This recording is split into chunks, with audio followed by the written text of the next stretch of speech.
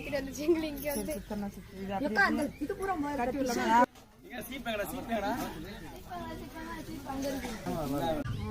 பூ நிறைய நல்லா பிதுங்காது இல்ல குச்சி தெரியுது அது தெரிஞ்சா தெரிஞ்சுக்கோ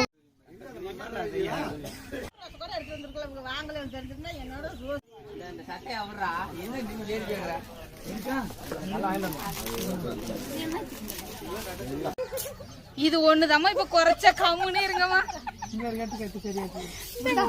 இந்தாப்பா பூவா அவங்க தராங்க ஊத்து நான் தரேன்